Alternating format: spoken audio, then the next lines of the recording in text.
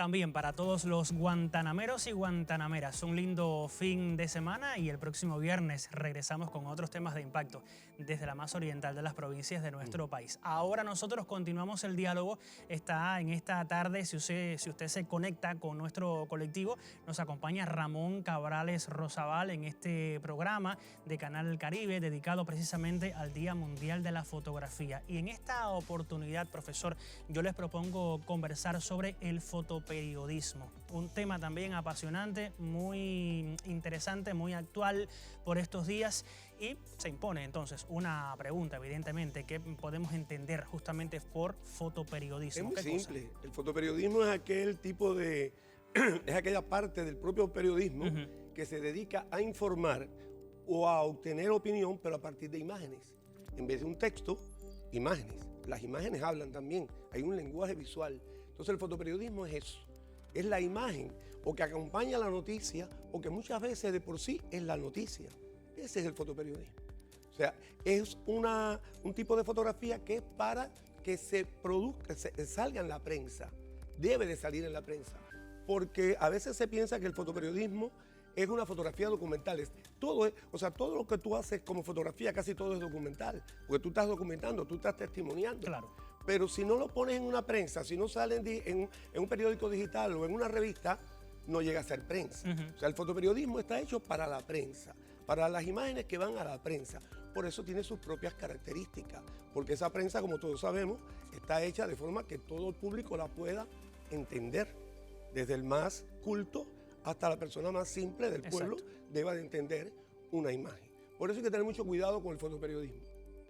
Mucho cuidado, ¿en qué sentido? En que hay que estudiarlo. O sea, por eso la Facultad de Periodismo, que te digo que soy profesor de allí, tiene una asignatura que nosotros impartimos, que es la fotografía periodística. Ya. La fotografía periodística, que hay que saber desde su historia, los grandes maestros del periodismo, desde Henri Cartier-Bresson hasta los más actuales.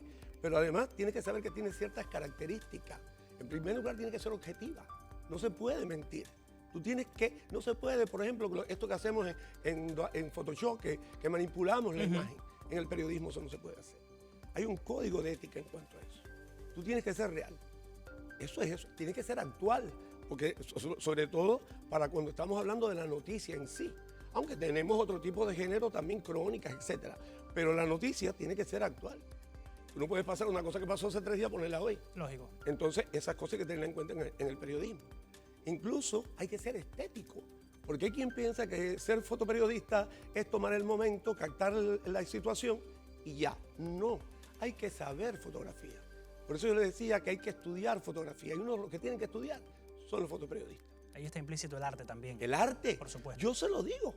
El fotógrafo es artista, sea fotoperiodista o sea cualquier cosa, pero tiene que sentirse artista, tiene que ser creativo, buscar el mejor encuadre, las mejores líneas, la diagonal donde tiene que estar. Tiene que saber hacer eso.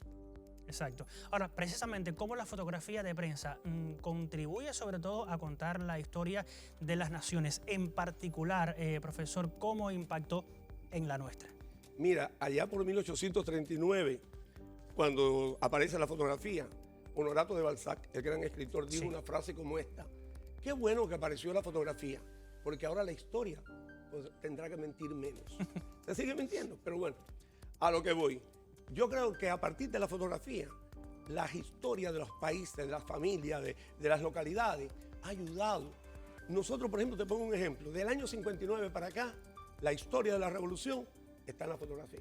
Exacto. Está en la fotografía. Nada más tienes que coger el periódico del día que tú quieras, que ahí tú sabes que ahí en fotos vas a ver lo que pasó. O sea, es un apoyo enorme a la historia de la familia, de la localidad, del propio arte, porque tú no tienes que ir a un museo para ver lo que está dentro, sino lo puedes ver a través de la fotografía. Entonces, ¿para qué? Tendríamos que estar hablando aquí 2 y 3 horas para hablar de eso. Pero sí pienso que el fotoperiodismo es básico para la información, para la comunicación y para el arte. Profesor, teniendo en cuenta toda esta experiencia suya en estos temas, me gustaría también conocer qué cualidades, qué preparación sobre todo no le puede faltar, tiene que estar en un fotoreportero. Mira, un fotoreportero tiene que dominar la fotografía en su amplitud. Porque hay quien piensa que porque tiene una cámara buena y domina la técnica, ya puede hacer buenas fotos. No, tú tienes que saber de composición fotográfica. que es lo mismo que aprenden los pintores aplicados a la pintura, el fotógrafo lo tiene que hacer aplicado a la fotografía. Las líneas, los colores, porque los colores tienen psicología, la forma de componer, la regla de los tercios, la regla de la mirada. Hay una serie de cosas que el fotógrafo tiene que saber, pero tiene que saber semiótica de la imagen, interpretar las imágenes, las tuyas y las de los demás. Tienes que saber lectura de imagen, poder hacer una crítica de una foto. Tienes que saber un poquito de historia del arte.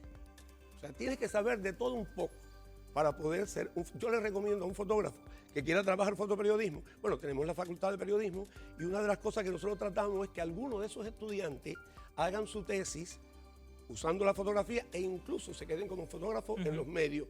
Porque un periodista que sabe de fotografía es el mejor fotógrafo que tú puedes encontrar en un medio de prensa. Hay que ser muy cuidadoso con eso. Hay que ser muy cuidadoso, pero hay que ser sobre todo también ético. Porque al fotógrafo de prensa se le presentan situaciones muy difíciles. Hay un desastre, tú tienes que acudir y vas a hacer fotos, pero hay un herido, ¿qué vas a hacer? Claro. Entonces hay que jugar mucho con la ética. ¿Cómo fotografías a un muerto?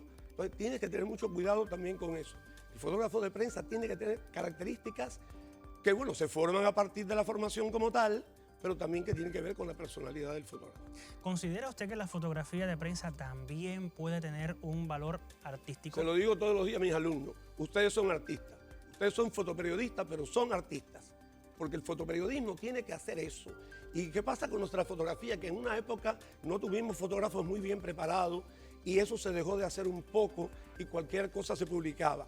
Hoy, por suerte, ya yo tengo incluso alumnos míos graduados, no solamente en la Facultad de Periodismo, sino en un proyecto que yo tengo que se llama Casa del Fotógrafo, que han sido graduados de ahí y están trabajando en Granma, están trabajando en Juventud Rebelde, están trabajando en debate y son magníficos. Endri Correa, Enro, por desnombrarte algunos, son magníficos fotógrafos porque tienen una formación artística y lo que hacen documental lo hacen con arte porque saben armar la foto. Qué bien. Un mensaje último a esos profesionales que también están con nosotros conectados mirando el programa y a los que aman esta profesión y quieran aprender y conocer más sobre el tema de la fotografía.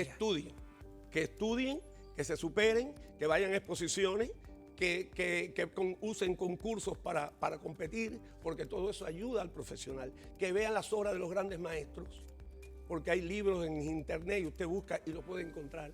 Aunque no tenga la posibilidad de ir a una escuela, porque yo sé que no, en el interior es un poco difícil, pero en internet se pueden encontrar muchos materiales sobre fotografía. Nosotros, desgraciadamente, nuestra bibliografía no es muy amplia, pero en internet sí se puede encontrar mucho.